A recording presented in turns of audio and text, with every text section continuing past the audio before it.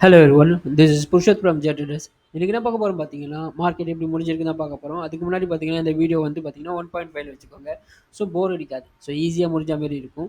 So first பார்த்தீங்கன்னா நிஃப்டியில் பார்த்தீங்கன்னா ஓரளவுக்கு நல்லாவே இன்னைக்கு கேப் அப்பில் இதுவாச்சு. ஸோ அதுக்கப்புறம் பார்த்தீங்கன்னா ஒரு அப்படியே ஃபுல்லாகவே சைட் வைஸு. ஸோ ஒன்று கவனிச்சிருக்கீங்களா?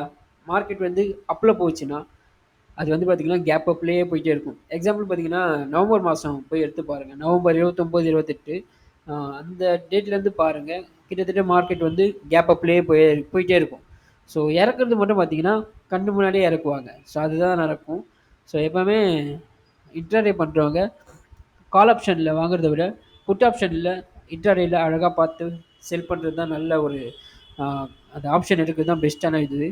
ஸோ கால் ஆப்ஷன் எடுக்கலாம். எப்போ எடுக்கலாம் பார்த்தீங்கன்னா ஒரு பர்ஃபெக்டான ஒரு டைப் கிடைக்கும் போது மட்டும் எடுக்கலாம். ஸோ அப்படி வேணால் இது பண்ணிக்கலாம். புட் ஆப்ஷன் வந்து பார்த்தீங்கன்னா ஈஸியாக நீங்கள் அது உங்கள் கண்ணு முன்னாடியே இறங்கும். ஸோ அது வந்து ஸ்பீடாகவும் இறங்கும் அதே நேரத்தில்.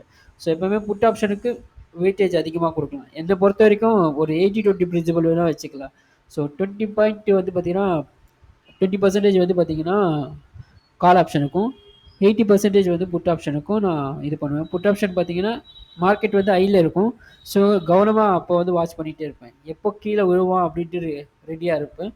ஸோ அப்போ வந்து நம்ம ஈஸியாக ப்ராஃபிட் பண்ண முடியும். ஸோ இது ட்ரை பண்ணி பாருங்கள். ஸோ அதுக்கு தான் அதுக்கு சொன்னது.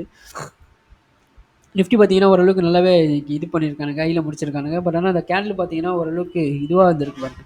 அந்த அளவுக்கு இல்லை. ஸோ இந்த கேண்டலுக்கும் இந்த கேண்டலுக்கும் பாருங்கள். ஸோ அப்போ என்ன ஆகுதுன்னா கொஞ்சம் கவனமாக தான் இருக்கணும். கொஞ்சம் பார்த்துக்கோங்க. ஸோ நெக்ஸ்ட் பார்த்தீங்கன்னா பேங்க் நிஃப்டி பார்த்தீங்கன்னா இது வந்து 4 ஹவர்ஸில் போட்டு வச்சுருக்கேன். ஸோ 4 ஹவர்ஸில் பார்த்தீங்கன்னா ஒரு ரெசிஸ்டன்ஸ் கரெக்டாக கிட்ட இருக்கான். ஸோ கொஞ்சம் கவனமாக இருக்கிறது நல்லது. ஸோ கொஞ்சம் பார்த்துக்கோங்க. ஸோ அதுக்கான இன்டர்டே ஒரு இது பார்த்தீங்கன்னா 51,900 தான் அதுக்கான இதுவாக இருக்கும். இந்த ஒரு சப்போர்ட் வந்து பர்ஃபெக்டாக ஆக்ட் ஆகும். இந்த சப்போர்ட் இருக்குல்ல, இது வந்து ஆக்ட் ஆகும். இன்டர்டேயில் பார்த்துக்கோங்க, கொஞ்சம் பார்த்துக்கோங்க. இது வந்து கொஞ்சம் லேட்டாக கூட போகிறதுக்கு வாய்ப்பு இருக்குது. பட் ஆனால் இது பர்ஃபெக்டான ஒரு சப்போர்ட்டாக இருக்கும். ஸோ கொஞ்சம் இது பண்ணிக்கோங்க. ஸோ 5 மினிட்ஸில் போய் பார்த்துருவோம் எப்படி முடிஞ்சிருக்குன்றது. 5 மினிட்ஸில் பார்த்தீங்கன்னா ஒரு நல்ல ஒரு இது கேப் அப்பு. அதுக்கப்புறம் பார்த்தீங்கன்னா நல்ல ஒரு அப்படியே சைடு வைஸ்லேயே முடிச்சிருக்காங்க இன்றைக்கி மார்க்கெட்டு. ஸோ நம்ம நேற்று சொல்லியிருந்தோம் இந்த இடத்துல ட்ரையாங்கல் பேட்டர்ன் மாதிரி உருவாகி இருக்குன்ட்டு. பட் ஆனால் அங்கேருந்து பார்த்தீங்கன்னா ஃபுல்லாகவே கேப் அப்லேயே ஆக்கிட்டு அப்படியே ஃபுல்லாகவே சைடு வைஸ்லேயே முடிச்சிருக்கானுங்க. ஸோ இந்த மார்க்கெட் பாருங்களேன். இந்த ரேஞ்ச் பவுண்டில் நீங்கள் எங்கேயுமே ட்ரேட் எடுக்க முடியாது. ஸோ கால் ஆப்ஷனில் எதுவுமே பண்ண முடியாது. ஸோ இன்ட்ராடே பண்ணுறவங்களுக்கு ரொம்ப பெரிய லாஸாக தான் இருக்கும் இதெல்லாம். ஸோ அதுக்காக தான் அமைதியாக விட்டுடுறது. ஸோ நெக்ஸ்ட் பார்த்தீங்கன்னா பேங்க் நிஃப்டி பார்த்தீங்கன்னா அதுவும் அதே தான். ஸோ ஹெச்டிஎஃப்சி தான் இன்றைக்கி நல்ல ஒரு கேப் அப்பு. அவன் தான் இது பண்ணி விட்ருக்கான்.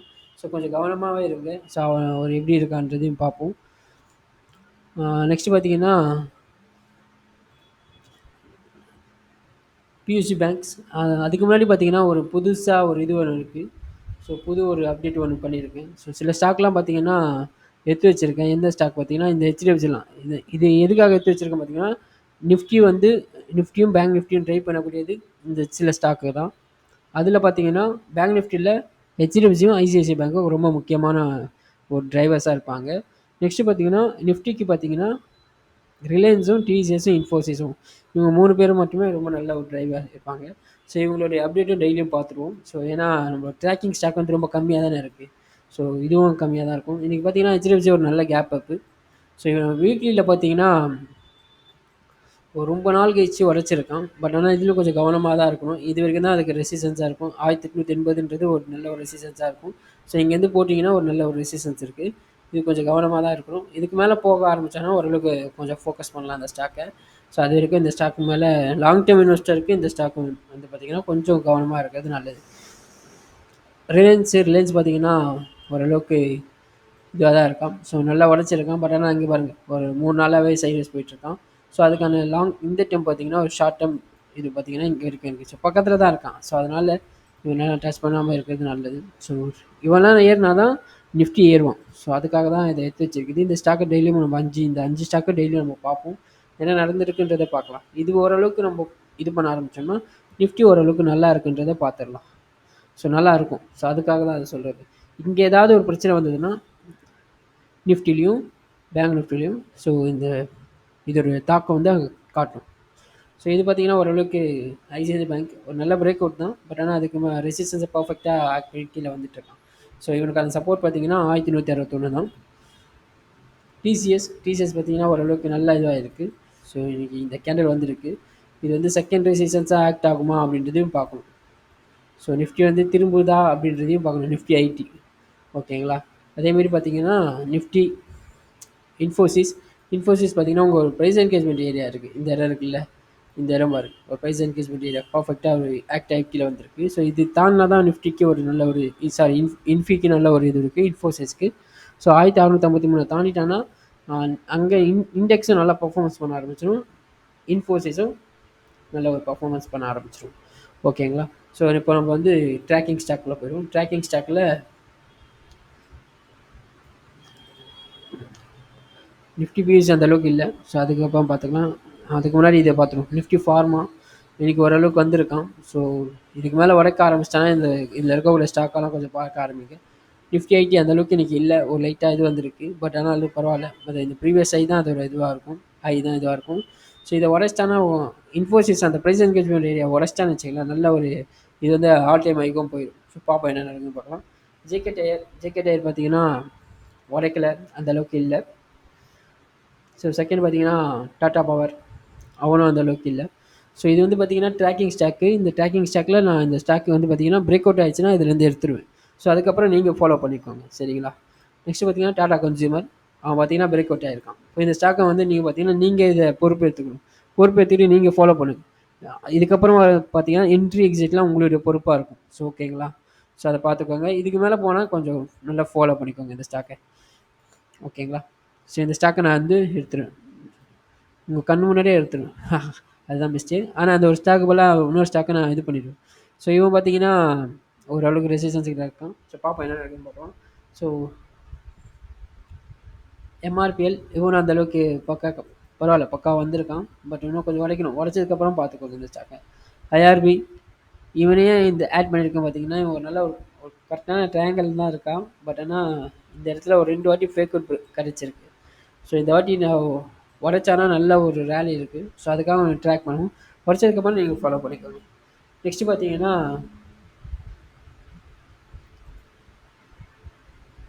நெக்ஸ்ட்டு அலக்ட்ரா கிரீன் டெக், அவனும் ஒரு உடைக்கிற நிலைமையில தான் இருக்கும். ஸோ உடைச்சதுக்கப்புறம் இது பண்ணிக்கோங்க. நெக்ஸ்ட்டு பார்த்தீங்கன்னா ஐடிஎஃப்சி எல்டிடி. ஸோ இந்த ஸ்டாக் பாருங்கள், ரொம்ப நாளாக கன்சால்டேஷனில் இருக்கான். ஸோ அதனால தான் இந்த ஸ்டாக் எடுத்து வச்சுருக்கேன். ஸோ இந்த ஸ்டாக் பார்த்தீங்கன்னா உடைச்சதுக்கப்புறம் நீங்கள் ஃபாலோ பண்ணிக்கோங்க இந்த ஸ்டாக், ஓகேங்களா. ஏன்னா ரொம்ப நாளாக கன்சல்டேஷனில் இருக்காங்க. கிட்டத்தட்ட பார்த்தீங்கன்னா இங்கேருந்து பாருங்கள், இதில் ஒரு 308 நாள் கன்சல்டேஷனில் இருக்கான். ஸோ உடைச்சானா ஒரு நல்ல ஒரு வேல்யூ இருக்குது. ஸோ அதுக்காக தான் இந்த ஸ்டாக்கை நான் வந்து எடுத்து வச்சுருக்கேன். ஸோ அவ்வளோதான். ஸோ நெக்ஸ்ட்டு பார்த்தீங்கன்னா குட்டி டிப்ஸ். இதுக்கான குட்டி டிப்ஸ் என்ன பார்த்தீங்கன்னா, நான் என்ன சொன்னாலும் உங்களுக்கு வந்து பார்த்தீங்கன்னா அது வெறும் நாலேஜாக தான் இருக்கும். உங்கள் அந்த நாலேஜ் எப்போ வந்து பார்த்தீங்கன்னா விஸ்டமாக மாறும் பார்த்தீங்கன்னா, நான் சொல்கிறதையும் நீங்கள் மார்க்கெட்டில் ஒரு அனுபவம் இதுவாகும், எக்ஸ்பீரியன்ஸ் கெயின் பண்ணுவீங்களே, அது ரெண்டுத்தையும் கனெக்ட் பண்ணுங்கள். அது ரெண்டுத்தையும் கனெக்ட் பண்ணும்போது தான் உங்களுக்கான ஒரு இன்சைட் கிடைக்கும். அதாவது அந்த நாணம் சொல்லுவாங்கள்ல, ஸோ மார்க்கெட்டை பற்றின ஒரு நாணம் இருக்கும்ல, அது வந்து கிடைக்கும். ஸோ இது ரெண்டுத்தையும் கனெக்ட் பண்ணும்போது தான் உங்களுக்கு புரியும் வரும். ஸோ 2வது குட்டி டிப்ஸ் பார்த்தீங்கன்னா, ஒரு ஸ்டாக்கை வந்து நல்ல ப்ராஃபிட் பண்ணும்போது, அந்த ப்ராஃபிட் பண்ணும்போது என்ன மனநிலை இருக்குன்றதை பாருங்கள். நீங்கள் ஹாப்பியாக ஃபீல் பண்ணுவீங்க, அந்த மனநிலையை குறித்து வைங்க. ஸோ அதுக்கப்புறம் பார்த்தீங்கன்னா அதே ஆப்போசிட்டு, ஒரு ஸ்டாக்கில் எடுத்ததுக்கப்புறமா லாஸ் ஆகுறீங்கன்னா, இல்லை ட்ரேடில் லாஸ் ஆகுறீங்கன்னா, அப்போது ஒரு மனநிலை இருக்கும்ல, அந்த மைண்ட் செட் இருக்குல்ல, அந்த மைண்ட் செட்டே எழுதி வைங்க. ஸோ அது எப்போ உதவும் பார்த்தீங்கன்னா, ஒரு 3 மாதம் கழிச்சு அதை மனநிலை எடுத்து பார்த்தீங்கன்னா, எந்த அளவுக்குலாம் நம்ம அந்த மைண்ட் செட் வந்து இம்ப்ரூவ் ஆகிருக்குன்றதை புரிஞ்சிக்க முடியும். நீங்கள் எதுவுமே எழுதாமல் இருந்தீங்கன்னு வச்சிங்களேன், அது அப்படியே போயிடும். ஸோ எழுத ஆரம்பிங்க. எழுத ஆரம்பிச்சிங்கன்னா ஈஸியாக இது பண்ண முடியும், உங்களால் மெஷர் பண்ண முடியும். ஸோ மெஷர் பண்ணால் தான் நீங்கள் ஜெயிக்க முடியும். ஸோ இதுதான் எனக்கான குட்டி டிப்ஸு. எப்போவுமே சொல்கிறது தான், ஸ்டாக் அனலைஸ் பண்ணுறத விட ஸ்டாக்கை ட்ராக் பண்ணுறது தான் ரொம்ப ரொம்ப இம்பார்ட்டன்ட். யூடியூப்பில் யாரும் பண்ணல, நம்ம பண்ணிகிட்ருக்கோம். Thanks for that.